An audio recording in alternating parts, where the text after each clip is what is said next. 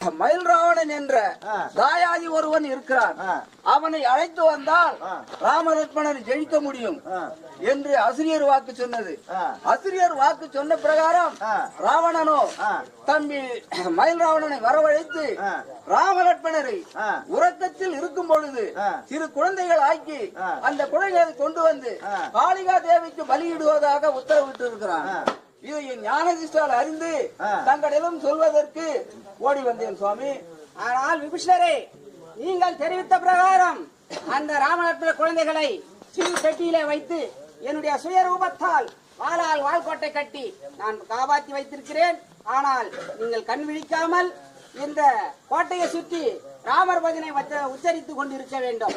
நீங்கள் அந்த புறமாக செல்லுங்கள். நான் இப்போது வாளால வால்கோட்டை கட்டுகின்றேன். அப்படியாகட்டும்.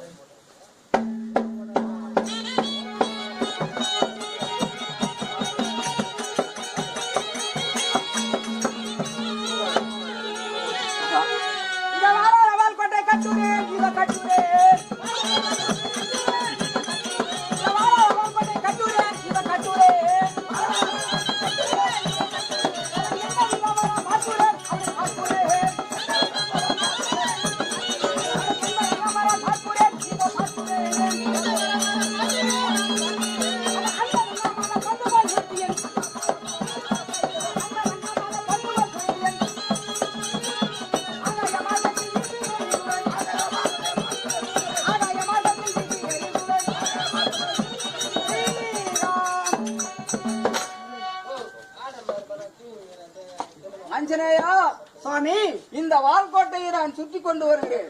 ஆகட்டும். நான் கண்ணிமை கொட்டாமல் இந்த கோட்டையை காவல் புரிய வேண்டும். ஆகட்டும் சாமி. ஆஞ்சநேயா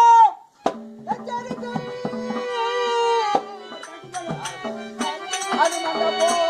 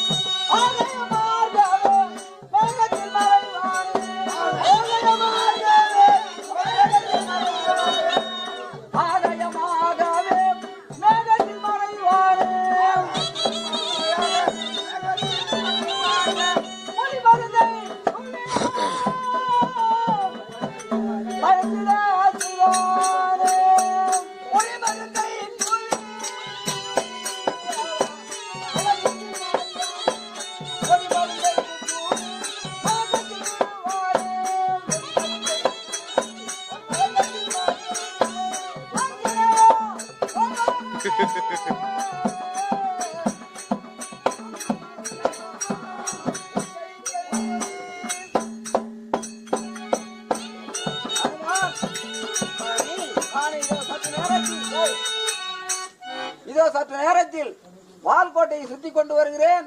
கண்ணிமை கொட்டாமல் இந்த கோட்டையை காவல் புரியுங்கள். ஆஞ்சநேயா. சரி, ஆகட்டும் சுவாமி. இப்பொழுது விபீஷணனை போல் மாற்றிக் கொண்டு அந்த பெட்டியில் இருக்கும் மானிட பெயர்களை தூக்கி செல்ல வேண்டும். புறப்படு போகலாம். குருவிடத்தோடு